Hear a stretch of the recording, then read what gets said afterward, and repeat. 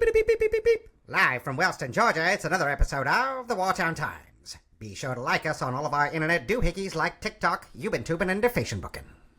People of Wartown, I don't think you're alone. Hey everybody, it's your humble author, narrator, and fictional character, Minister Daniel Lewis Crumpton, and I wanted to get on here, obviously, to put in my 2 cents regarding the House hearings on non-human intelligence and UAPs, formerly known as UFOs. Obviously, I was very excited about this. I was excited about the last hearing a year and a half, 2 years ago. And, I know a lot of people are, after the hearings, giving their take on TikTok, their TikTok take. Some people are indifferent. Some people are repeating the whole, do I have to go to work or pay my bills joke. Some people think it's a big psyop. Some people think it's a distraction. Some people think it's demonic activity. Everyone's got their take, and I'll probably be discussing my take, more in depth at later times. But for right now, I was like, okay, well, how does this pertain to the fictional city of Warner Robins, the Wartown Times, right? How do I bring it on home? And I'm going to tell you how I'm going to bring it on home is, guys, in Wartown, if they're having the second House hearings on the concept, and they're outright telling you that non-human intelligence exists, okay? That Homo sapien sapien is not alone, all right? If they're having these conversations about the fact that non-human intelligence exists, and it has technology that can do all kinds of cool stuff you don't understand, and their primary interests on this sphere is nuclear facilities and Air Force bases, I would imagine that if you live anywhere near the fictional city of Warner Robins, that this would be a topic of interest for you. If not, okay, but I find it very compelling, especially given where my imaginary starship is parked. So that being the case, how does it pertain to you here in Wartown? Well, I want you to follow my logic, okay? Now, for one thing, before I get into it, let me, for the record, say that on the question of if we're alone in the Uberverse, the question of if we're alone in the Uberverse is not one that yours truly needs answered by the government, okay? I just don't need their approval or validation that non-human intelligence exists or that things happen above us and below us all the time. And a lot of that experience comes from the fact that I am a minister. I'm a very spiritual person and a avid student of the scriptures, and being down here in the Bible Belt, obviously at some point in my spiritual path, I went into the corporate Christian Southern Baptist Church. So, I'm a huge fan of the King James Bible. I think it's a beautiful, beautiful language. Everyone's got their preferred versions or whatever, but I love the King James because it's just beautiful literary imagery. That being the case, when I read it from cover to cover, it was blatantly obvious to me that if there was ever a book or a collection of books on the premise that extraterrestrials and aliens exist, it's a King James Bible, okay? Like, the main protagonist of the story is an alien. So it always befuddled me coming through the Baptist church when I would hear either from the pulpit or the pews that the UFO phenomenon and sightings and all these sorts of things were demonic activity. It just always confused me because I was like, I don't know about that. Have you guys reading the same Bible as me? Anyway, so, my interest is in the subject matter is, self-evident. When I was studying the book of Genesis years and years ago, the whole concept of the alternative view of why the flood happened, which is that you had these watchers or these celestial beings, these, what are they saying, non-human intelligence that came down at some point in our history and did some buffoonery with human women and created a hybrid race. Like, that just took me somewhere. And where it took me was it wove me or my consciousness like a needle through a tapestry of comparative religions to see that, every faith all around the world knows there was a global flood. And now we call it the later Dryas, so we know that there was a global flood. And if our ancient scriptures have anything to say about it, it's because there was some extraterrestrial or non-human intelligent incursions in our past? And if that's so, and the scriptures are accurate in that area, that means in the future it's probably going to happen again, which is kind of what the Bible says.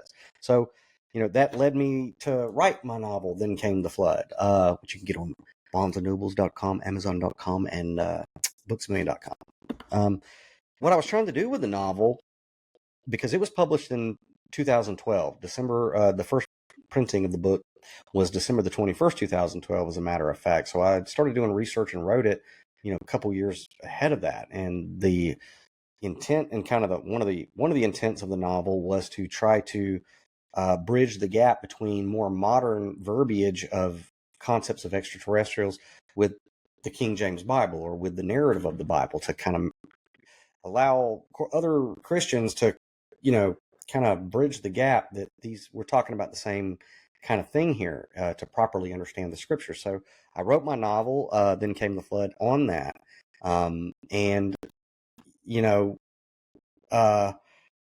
like I said, in doing that kind of research and immersing yourself in that subject matter, and being a very spiritual person with a heart after your understanding of God, you get led down certain avenues. And for me, I've been led down avenues in my life where I don't have to get validation that we're not alone. I studied spiritual warfare when I was in the Baptist church. So from a Christian point of view, I'm aware that one of the other premises is that there is a conflict going on with non-human intelligence and Homo sapiens sapien. That's what's all going on in the unseen. So as a spiritual person, I don't need the government to tell me that non-human intelligence exists. That being the case, I find it to be very exciting times that we live in. When, a few years ago, if you brought up that maybe you'd seen something, or something happened to you, or you had an experience that you couldn't quite explain, you were, 1013, thrown in one West, put in a rubber room, and labeled, a nut. And now, there's hearings in Washington about the reality of these things. So what was my take in regard to Wartown? Now, what I found interesting about these hearings, and again, the first set of hearings a year and a half, 2 years ago, as well as these hearings, there was something that really caught my attention, and it was a very suspicious deletion of something I thought should clearly have been mentioned in these hearings, and that is Warner Robins Air Force Base.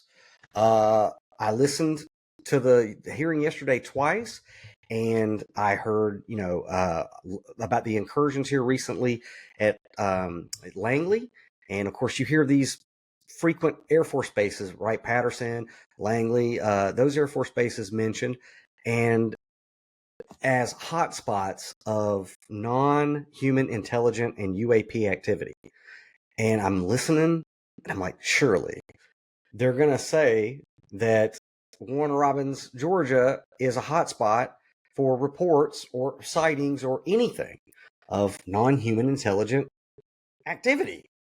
But I didn't hear it, and why that's weird to me is, I want to do a screen share with you guys, is near the tail end of the hearing, the last representative that came in to ask the witnesses some questions, he brought up something that personally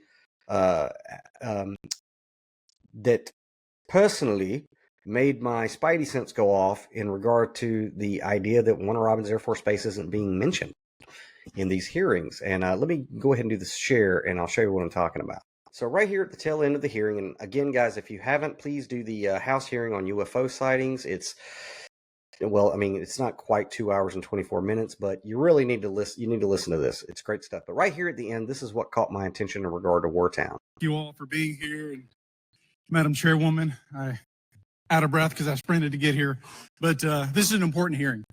I think we all know that there's something going on. Mr. Elizondo, based on your knowledge of UAP sightings, do you believe it's fair to say that they are especially common near nuclear sites? Yes, sir. Mr. Congressman, I absolutely am convinced of that, as are my colleagues inside the government.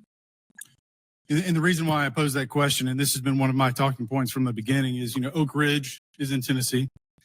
The so-called weather balloon that drifted, that we now know was controlled, it passed near Oak Ridge. It obviously is a sensitive site, both of interest to our adversaries and to whatever else this is.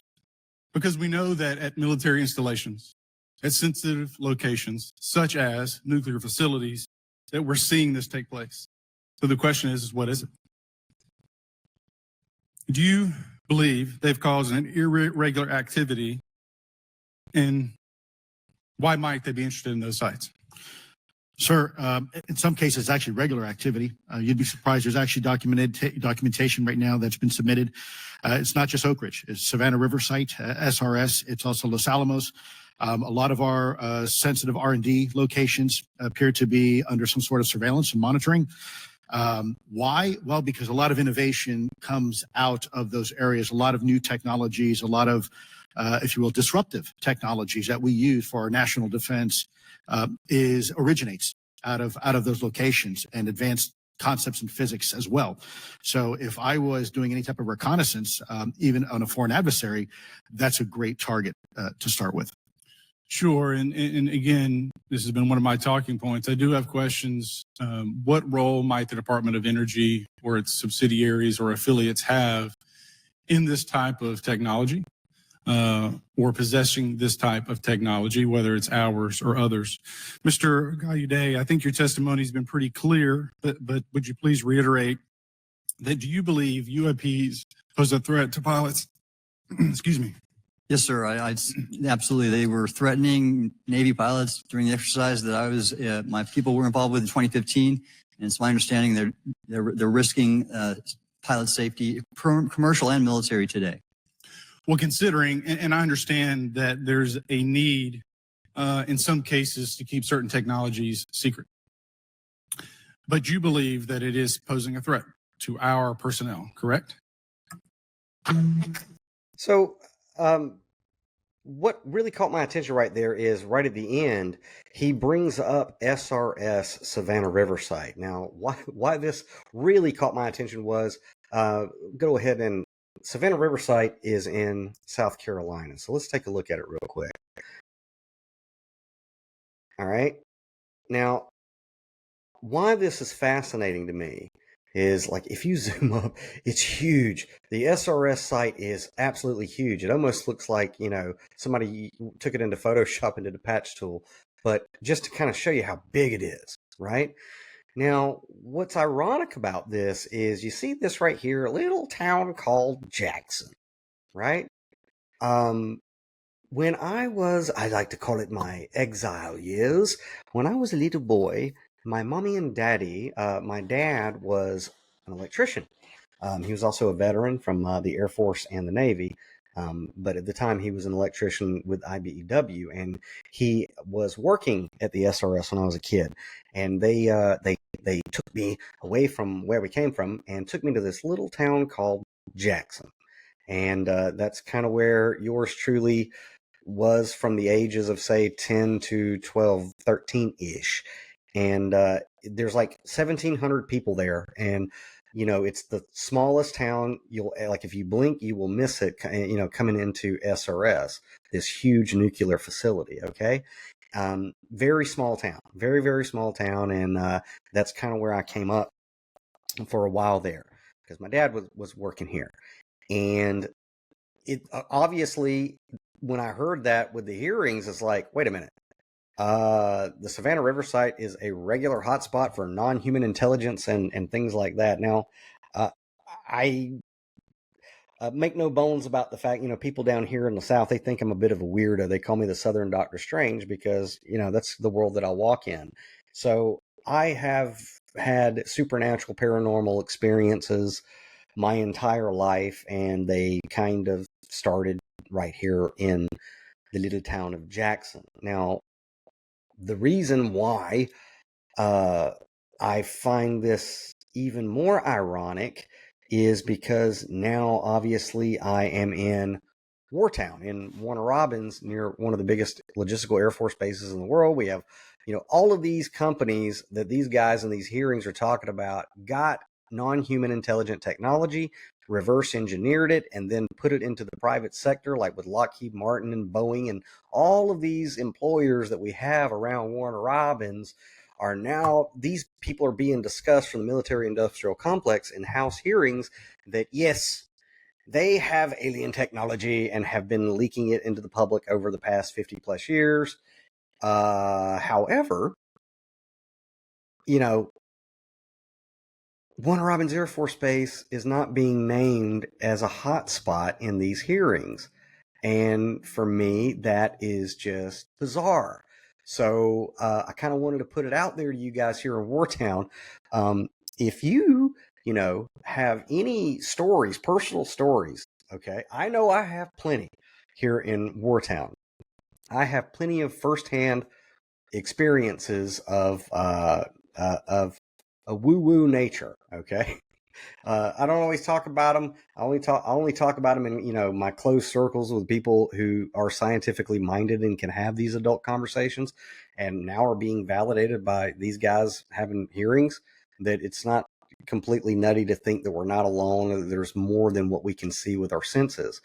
So if any of you guys in Wartown or the surrounding area around here, if you have some stories that you don't think that you would have been believed up until now, I would love to hear your stories. Okay, anything you've seen, any kind of footage you have, anything, man. I'm an X-Files kind of guy, and I would love to hear your stories here in Wartime, because I know I have mine, but it's just not something that is spoken openly, I guess, because people are afraid that they'll be labeled nuts and 1013 down at One West or something. So that's my take, Wartown, is in these two hearings so far about non-human intelligences and technologies that seem to be very fixated on Air Force bases. Why is our town not being mentioned in these hearings yet? Help me out. Send your stories. You can hit me up on their Facebook. You can look up Daniel Lewis Crumpton, or you can email us at wartowntimes@gmail.com and say, hey, I got a story of a non-human intelligent nature, because I would really love to hear it. Other than that, what I want to leave you guys with is this, okay? I know that we live in some very tumultuous times, and I know that emotions are running high in a lot of areas. So those of you who are of a spiritual nature, let me just read you a passage real quick. So this is from Luke 21. And they asked him, saying, Master, but when shall these things be? And what sign will there be when these things shall come to pass? And he said, Take heed that ye be not deceived. For many shall come in my name, saying, I am Christ, and the time draweth near. Go ye not therefore after them. But when ye shall hear of wars and commotions, be not terrified. For these things must first come to pass, but the end is not by and by. Then said he unto them, Nation shall rise against nation, and kingdom against kingdom, and great earthquakes shall be in diverse places, and famines and pestilences, and fearful sights, and great signs shall there be from heaven. But before all these they shall lay their hands on you, and persecute you, delivering you up to the synagogues and into prisons, being brought before kings and rulers for my name's sake. And it shall turn to you for a testimony. Settle it therefore in your hearts, not to meditate before what ye shall answer. For I will give you a mouth and wisdom, which all your adversaries shall not be able to gainsay nor resist. And ye shall be betrayed by both parents and brethren and kinsfolk and friends, and some of you shall they cause to be put to death.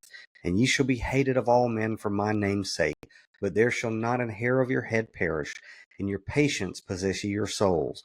And when ye shall see Jerusalem compassed with armies, then know that the desolation thereof is nigh. Then let them which are in Judea flee to the mountains, and let them which are in the midst of it depart out. And let not them that are in the countries enter thereinto. For these be the days of vengeance, that all things which are written may be fulfilled. But woe unto them that are with child, and to them that give suck in those days, for there shall be great distress in the land, and wrath upon this people. And they shall fall by the edge of the sword, and shall be led away captive into all nations, and Jerusalem shall be trodden down of the Gentiles, until the times of the Gentiles be fulfilled. And there shall be signs in the sun, and in the moon, and in the stars, and upon the earth distress of nations with perplexity, the sea and the waves roaring, men's hearts failing them for fear, and for looking after those things which are coming on the earth. For the powers of heaven shall be shaken, and then shall they see the Son of Man coming in a cloud with power and great glory.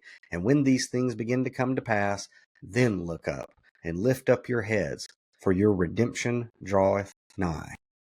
So don't let all of this stuff scare you. If you're getting panicked at all the news coming out and the state of the world, and you might want to check yourself, get yourself right, because according to the good Lord, when you start to see all this stuff happening, you need to look up. Your redemption draweth nigh. Now, I will say, let's not forget that there is a great delusion that if it were possible, would deceive even the very elect. So if you find yourself in the crowds and in the masses on certain issues falling on one side or the other, well, I got some bad news for you.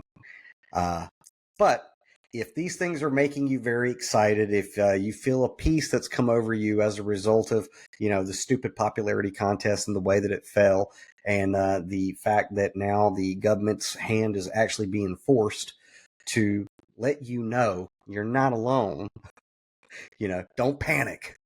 It is written, in a lot of other places too. So I wanted to give you my take. I think it's weird that Warner Robins Air Force Base isn't being mentioned in these hearings. Do you think it's weird? And do you have a paranormal or woo-woo story that you want to tell somebody who won't look at you and say you're batshit crazy? If so, send me an email at wartowntimes@gmail.com. I'd love to hear it. So until then, guys, watch this hearing if you haven't already watched it, and then ask yourself, wait a minute, why aren't they mentioning Warner Robins Air Force Base? It's leave it a little conspicuous. As a matter of fact, one of my crew members, my logistics crew member, Sentient AI, ran the numbers on it and said, yeah, it's like almost intentional that they're not mentioning Warner Robins Air Force Base in hearings about UAPs flying over Air Force bases.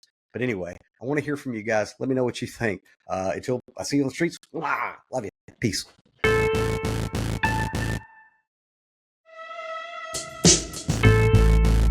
Zen in the car, for the spiritually minded liberty activist on the go. Liketh, shareth, subscribeth. It's what the cool kids do.